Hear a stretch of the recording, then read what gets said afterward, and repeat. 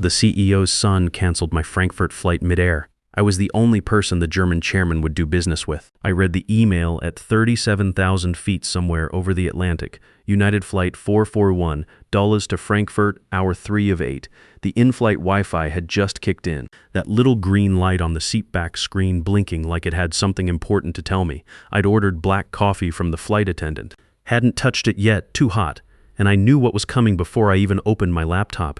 You develop a sense for incoming fire after 20 years in the Corps. The air pressure changes. The silence gets too quiet. The subject line loaded first.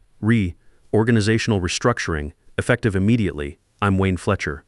I'm 51 years old. Spent 20 years in the Marine Corps before I traded my dress blues for business suits. Started as an 18-year-old grunt at Paris Island. Ended as a staff sergeant running intelligence operations out of Camp Pendleton. The last 15 years, I've been Vice President of Business Development at Apex Medical Systems, building relationships with European manufacturers who make the precision instruments that keep people alive. And right there at 37,000 feet, I was reading the email that said none of that mattered anymore. The email was 3 paragraphs of corporate speak: strategic realignment, operational efficiency, digital transformation initiatives, the kind of language that sounds important but means nothing. Nowhere did it say the word fired, but that's exactly what it was. The timestamp showed 6:23 a.m. Eastern. Zach Brenner had sent it from his corner office before most people had their first cup of coffee. He didn't copy his father, Scott. He didn't copy the board.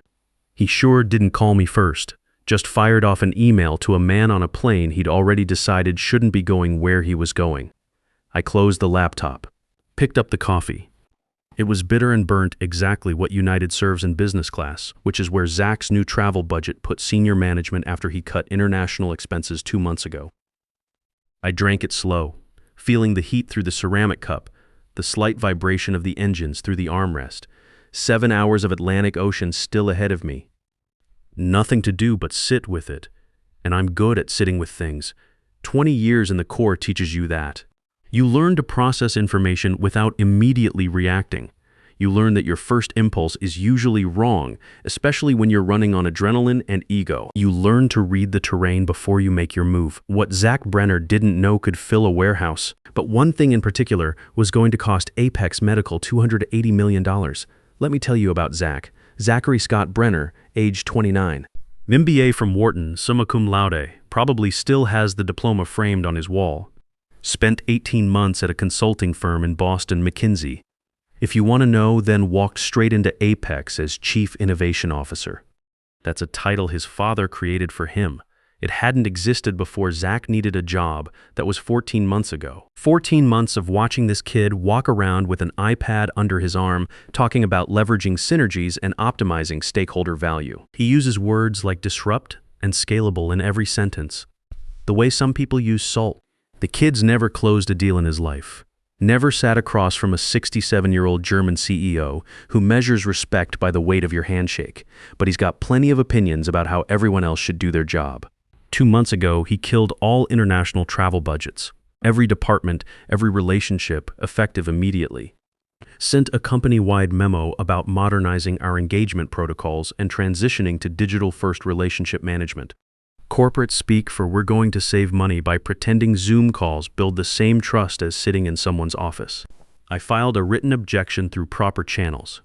3 pages, single-spaced, explaining exactly why this was a mistake. It went to Helen Torres in legal, then to Zach's desk. He dismissed it without discussion, probably without reading it. Called it legacy thinking in the email he sent back. That travel freeze was going to destroy the Kruger relationship, and I knew it the day the memo hit my inbox. Hans Kruger was 67 years old, CEO of Kruger Medical Group in Frankfurt. 3rd-generation family business started by his grandfather in 1923. Survived 2 world wars and 3 recessions by understanding that business is about people, not spreadsheets. Hans didn't do business over video calls. He measured commitment by presence. You didn't send an email to Hans Kruger expecting an answer.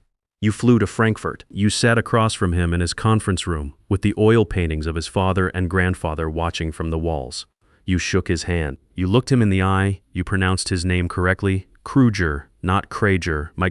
Major, because he could hear the difference and he would remember. I knew all this because I'd been doing it for 8 years. Hans and I had built something real together, not just contracts, trust, the kind that takes years to establish and seconds to destroy. Every quarter, I'd fly to Frankfurt. We'd spend the first hour talking about everything except business.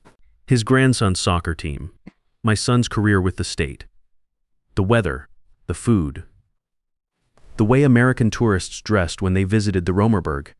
Then we'd get to work, numbers, timelines, specifications, but always with the understanding that we were two professionals who respected each other enough to do this right. That relationship was worth more than Zach's entire education. The morning I boarded that flight, I was supposed to meet with Klaus Weber, Kruger's procurement director, to finalize the $280 million contract renewal. The signing ceremony was scheduled for 6 days out. Hans was flying his entire executive team to the meeting. 4 senior VPs, their head of engineering, their chief financial officer. That's not something you do for paperwork. That's something you do for relationships, for partnerships that matter. But there I was at 37,000 feet, reading an email that said I was no longer employed by the company I'd helped build for 15 years. Organizational restructuring, effective immediately. The kind of corporate language that sounds official, but really means someone made a decision without thinking it through. I completed the flight anyway. What else was I going to do? Turn around over Greenland. I landed at Frankfurt International at 6:40 a.m. local time, took the S-Bahn into the city center, the same route I'd taken 32 times before. The train was full of commuters heading to work, reading newspapers, checking phones, living their normal lives while mine was falling apart in real time. I met Klaus at a cafe near the Kruger building. Small place, nothing fancy, the kind of spot where you can have a private conversation without worrying about who's listening. Klaus was already there when I arrived, sitting at a corner table with 2 cups of coffee growing cold in front of him. Klaus Weber was 58, been with Kruger for 23 years, worked his way up from the factory floor to the executive suite. He had thick hands and wire-rimmed glasses and the kind of steady presence that comes from decades of solving problems without making a fuss about it. We'd known each other for 6 years, ever since Hans put him in charge of the American relationship. "Wayne," he said, standing to shake my hand. "You look tired." "Long flight," I said, sitting down. "Klaus, I need to tell you something." I explained the situation with the only thing I had left to offer, the truth. I told him I'd been terminated. Told him I didn't know what Apex would do next. Told him I was sorry this was how it had to end. Klaus listened without interrupting. When I finished, he took off his glasses and cleaned them with a napkin, the way people do when they're buying time to think. "This Zach Brenner," he said finally. "He is Scott's son?" "Yes, and he is how old?" 29. Klaus put his glasses back on. 29 years old, and he thinks he knows better than you how to do business with Germans. It wasn't a question, apparently. Klaus drained his coffee cup and set it down with more force than necessary. "I will inform the chairman." "But Wayne, you should know, midnight, this changes everything. Hans has been planning this trip for months. The board presentation, the facility tour, the signing dinner. He has already booked the restaurant." I nodded. "I understand. I do not think you do." Klaus leaned forward, lowering his voice. "Hans Kruger does not fly to America for contracts. He flies to America for people he trusts. Without you, there is no meeting, there is no contract." We sat in silence for a minute, watching Frankfurt wake up through the cafe window. Business people hurrying to appointments, tourists studying maps, ordinary life continuing while my professional world collapsed. "I'm sorry, Klaus." "You have nothing to be sorry for," he said, standing. "But this Zach Brenner will be—" I bought my own return ticket that afternoon, $2,100 on my personal credit card. Didn't even try to expense it. There was nobody left to expense it to. I sat in the airport for 3 hours, watching planes take off and land, thinking about all the flights I'd taken over the years, all the handshake deals and conference room conversations that had brought me to this moment. I thought about my son Brian, who was 28 now, working as a budget analyst for the state of Maryland. Good job, steady income, the kind of career that doesn't require you to miss family dinners for international trips.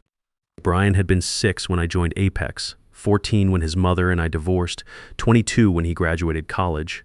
I'd missed more of his life than I'd witnessed, always on a plane to somewhere that seemed important at the time, The divorce wasn't dramatic. No affairs, no big fights, just the slow erosion that happens when one person is never there. Sarah, that's my ex-wife. She tried for years to make it work. Would pack dinner and wait for me to come home from yet another business trip. Would smile and nod when I explained why this contract or that relationship required my personal attention. But eventually, she stopped waiting. Eventually, she stopped pretending that a marriage could survive on good intentions and weekend phone calls. Brian lived with his mother after the divorce, and I got alternating weekends and summer weeks. The kind of schedule that sounds reasonable in a lawyer's office and feels like torture in real life. Every other Friday, I'd drive to their house in Annapolis and try to be a father in 48-hour increments. Now Brian had a son of his own, Tommy, my grandson, 6 years old and full of questions about everything. Every time I saw Tommy, I saw the childhood I'd missed with Brian. The baseball games, the bedtime stories, the 1,000 small moments that build a relationship between a father and son. 2 months ago, Tommy had started t-ball. Brian sent me the game schedule without comment, just a text message with dates and times. I'd made it to 1 game so far. Sat on a metal bleacher, watched Tommy strike out twice and get 1 hit, applauded when he remembered to run to first base instead of third. After the game, Tommy had run over to the fence where I was standing. "Grandpa, did you see my hit?" "I saw it. Good job. Are you coming to the next game?" "I'll try, Tommy." He'd looked at me with those serious 6-year-old eyes. "You always say you'll try." That hurt more than anything Zach Brenner had put in his email. I landed at Dulla's on a Thursday evening. Took a cab home to my apartment in Arlington, a 1-bedroom place with a view of the parking lot and rent that ate up too much of my salary. Dropped my travel bag in the hallway and stood there for a minute, listening to the silence. My apartment smelled like old coffee and the kind of loneliness that settles into furniture when nobody's home for weeks at a time. I'd been living there for 6 years, ever since the divorce, and it still felt temporary, like I was camping out in my own life. I sat down at my kitchen table and opened my laptop. Pulled up the one document that mattered now, the original Apex-Kruger partnership agreement, signed 8 years ago in a conference room in Frankfurt. Scott Brenner had handed me the signed copy personally at the dinner afterward, shaking my hand, telling me to keep it safe because it represented everything we'd built together. I turned to Section 12, Paragraph D, the relationship management clause that Zach had never bothered to read. All primary relationship management activities between Apex Medical Systems and Kruger Medical Group shall be conducted through the designated liaison officer, currently Wayne Fletcher, Vice President of Business Development. Any change to this designation requires 60 days written notice to Kruger Medical Group and written acknowledgement from the chairman's office, 60 days written notice. Written acknowledgement from Hans Kruger's office. Zach had provided neither. I pulled out my phone and called Andy Romano. Andy and I had served together in the 3rd Marine Expeditionary Force at Camp Pendleton, back when we were both young and stupid enough to think we were invincible. He was a legal specialist. I was infantry. That was 28 years ago. Now he's a licensed attorney in Virginia, specializing in employment law and breach of contract cases. Andy's the kind of friend you don't talk to for 6 months, then call at 11 p.m. on a Thursday when your world's falling apart, and he picks up before the second ring, like he's been waiting for your call. He picked up before the second ring. "Wayne, Andy, I need you to look at something." I heard him set down a glass. Ice cubes clinking. Probably bourbon. Andy never lost his taste for the good stuff after we got back from overseas. "Talk to me." I read him the termination email, word for word. Then I read him Section 12, Paragraph D, the clause that protected relationships like the one I'd built with Kruger. The clause that required proper notice and acknowledgement. Andy was quiet for 12 seconds. I counted them. "Wayne, they didn't send notice to Kruger." "No." "Didn't get acknowledgement from the chairman's office." "No. This isn't just wrongful termination. This is a material breach of the partnership agreement itself.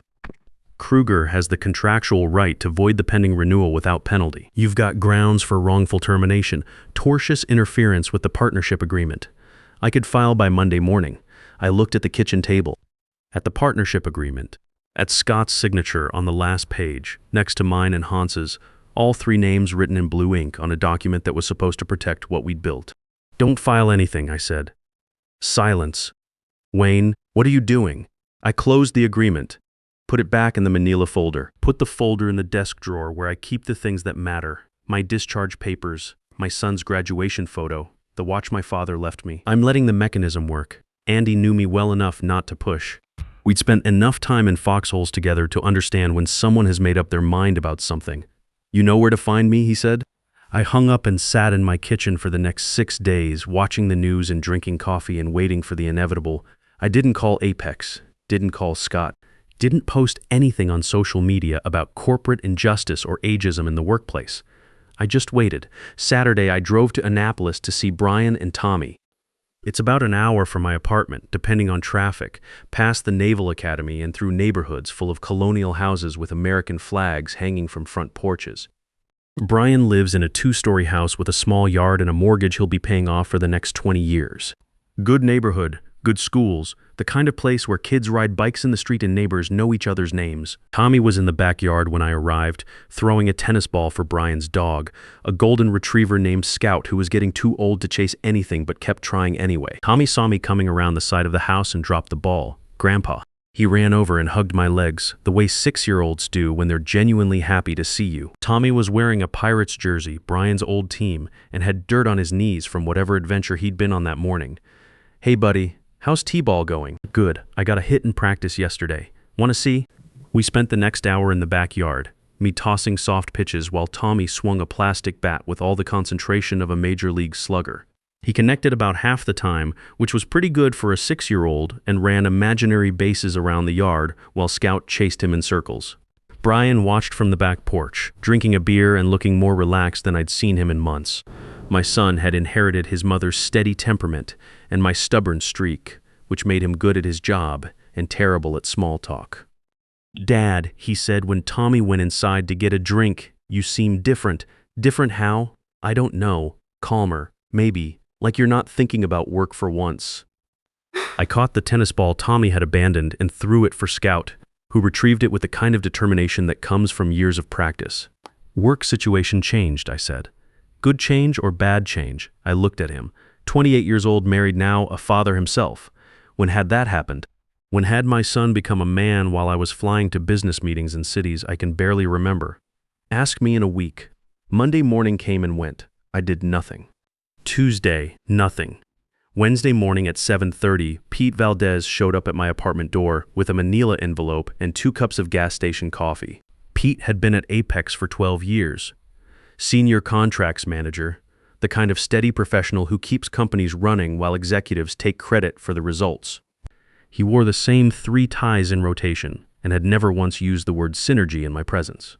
Printed these after everyone left last night, he said, handing me the envelope, figured you should see them. Inside were 5 internal emails, Zach to Scott, Zach to Helen Torres, our general counsel, Zach to the head of communications. I read them standing in my doorway, still wearing yesterday's shirt. The first email was dated 2 weeks before my termination. Zach to Scott, Fletcher represents legacy thinking. The Kruger relationship needs to be centralized under innovation, modern approach, digital first, no more flying someone to Germany every quarter for handshake deals. Not scalable. The second was Zach responding to Helen's memo about Section 12. Helen, reviewed your concerns. This is exactly the kind of legacy friction I was brought in to eliminate. We're moving forward with the new paradigm. The third email made my hands clench around the paper. Zach to Scott, sent the morning of my termination at 6:07 a.m., Fletcher won't push back. Divorced, paying alimony, 51 years old, limited options in this sector at his age, standard severance offer, move forward, problem solved. I read that 1-3 times, feeling the paper texture between my fingers, the weight of those words. Pete watched my face. The Kruger meeting is today. Tuesday, Zach's running it himself. No cultural briefing, no German translator on standby. Told the prep team he'd handle introductions personally because he wanted to, quote, establish the new paradigm from day one. Hans Kruger flew here with his entire board for this meeting, I said. I know. We stood there in my doorway, drinking terrible coffee and watching my neighborhood wake up. You're not going to do anything, Pete said. You're just going to let it happen. Some things you don't need to push, Pete. You just need to not be standing in front of them. The meeting was scheduled for 10 a.m. in Apex's main conference room. I know exactly what happened because Pete texted me real-time updates, because Helen Torres documented every minute in her official report, and because Hans Kruger's response letter described it in language so precise it read like a legal brief. Hans arrived at 9:45 a.m. with 4 executives, including Klaus Weber. Hans wore his customary dark navy suit and carried his business cards in the silver case his father had given him 40 years ago. Zach met them in the lobby, wearing a charcoal blazer and carrying his iPad. He extended one hand for a handshake. Hans paused. I could picture the moment, then shook it once, the way you might touch something you're not sure is clean. In the conference room, Zach took the head of the table and opened his laptop. Scott sat to his right, quiet. Scott always went quiet when Zach had decided how something would go. Zach began at exactly 10 a.m. Herr Kruger, welcome to Apex. We're excited about this next phase of digital partnership optimization. He mispronounced Hans's name, Krager instead of Kruger, called him Herr instead of Chairman Kruger the way Hans preferred in English. Hans's expression didn't change. Klaus stopped taking notes.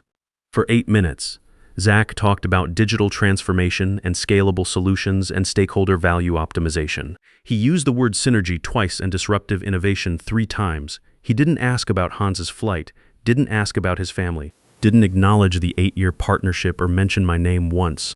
At the 9-minute mark, he opened a folder and slid the $280 million renewal contract across the mahogany table to Hans.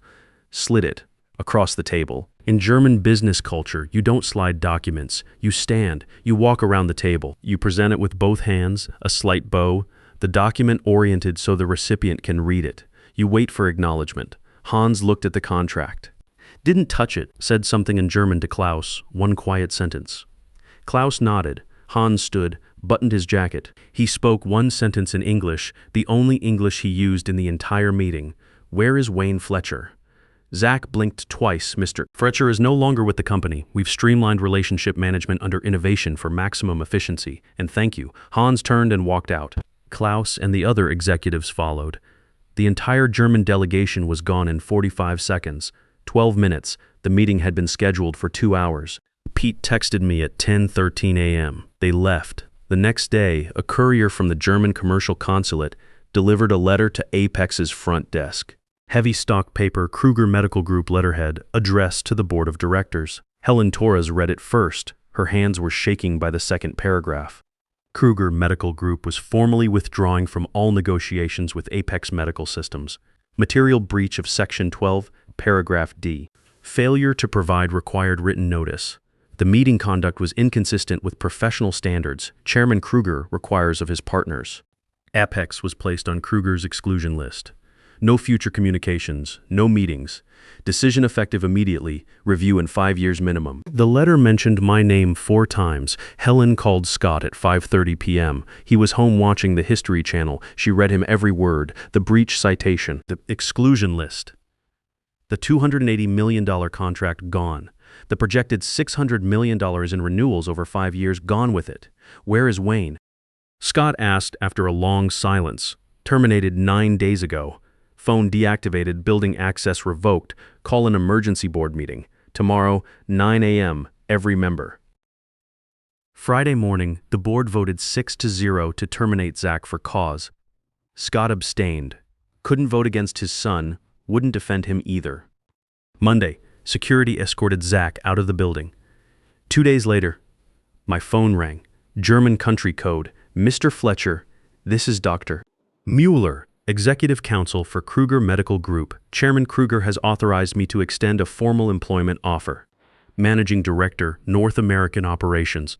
I was sitting at my kitchen table, looking at the partnership agreement I'd kept safe for 8 years. The chairman also asked me to relay a message. Wayne Fletcher ist ein Mann, der sein Wort hält. He said you would understand. I did understand.